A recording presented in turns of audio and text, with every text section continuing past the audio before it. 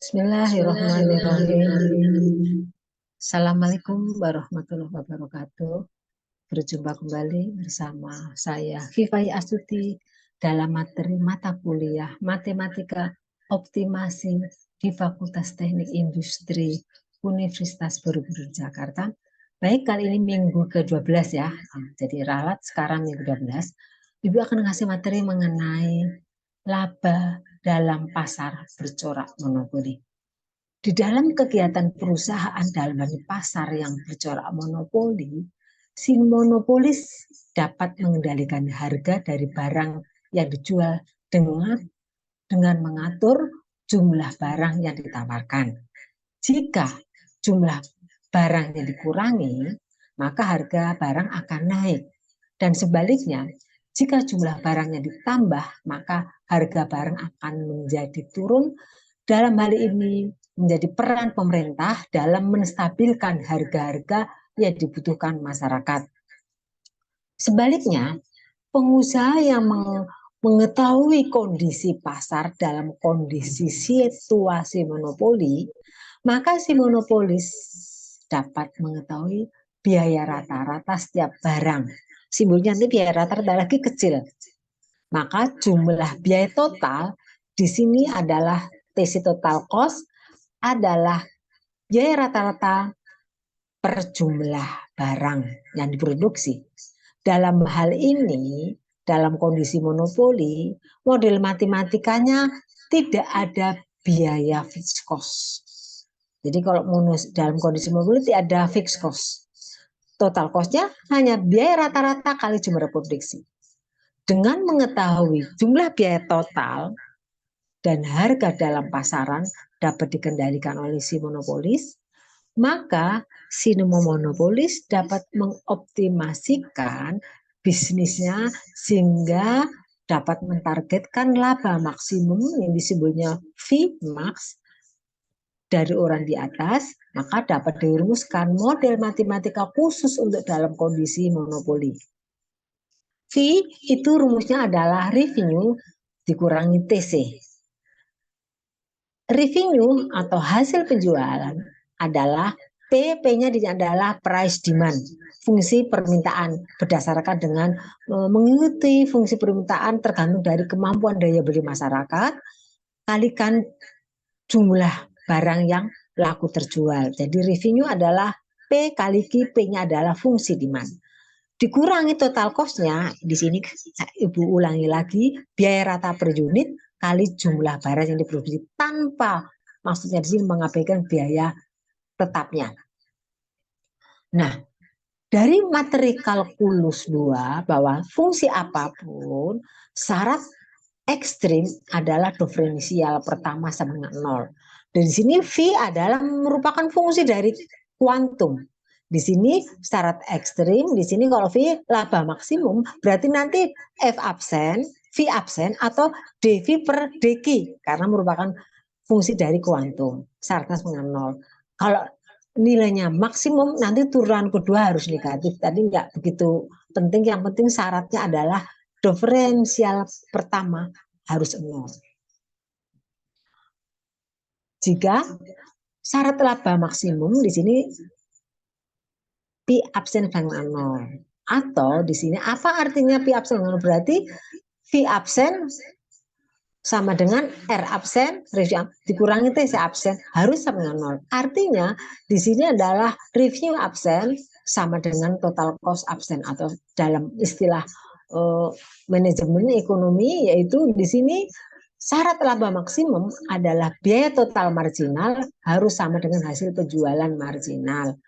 Di sini hanya untuk ngecek bahwa turunan kedua ini sama dengan turunan kedua hasil penjualan dikurangi total cost turunan kedua ini harus negatif karena maksimum. Contoh soal, diketahui fungsi permintaan barang demand adalah price sama dengan 12Q min 4Q. Dan biaya total TC adalah E kuadrat plus 2. Ini masih dalam belum X, artinya ini Q kuadrat plus 2Q. Berapakah jumlah barang yang harus dijual Q dan harga P per unit agar diperoleh laba maksimum. Ini tidak ada kondisi monopolis. Ini syarat biasa. Kalau tidak kondisi monopolis, di sini TC-nya memang tidak ada biaya tetap, tapi menunjukkan di sini kalau ada konstanta boleh, tapi masih umum. Syarat ekstrim, syarat laba maksimum, yaitu fee absence 0. Diketahui fungsi permintaan, maka fungsi hasil penjualan adalah P kali G. P-nya adalah price demand, maka price demand adalah 12 minus 4G kali kurung kali G. Ini hasil penjualan. Maka hasilnya 12G min 4G kuadrat. Nah, ini kalau dicari turunannya, yaitu D. DR per DG atau R absen. 12 G turunkan ke G ya 12. Min 4G kuadrat turunkan ke G 8G. R2, R double absen yaitu turunkan ke G lagi 2 plus 0, 8G turunkan ke G min 8. Betul, berarti nanti hasil penjualannya dikaitkan dengan laba, nanti hasilnya kalau maksimum ini turunan kedua hasilnya negatif. Kemudian TC-nya tadi setelah kita hitung Q kuadrat plus 2G, maka TC absen, total cost absen turunan ke Q kuadrat jadi 2G plus 4G.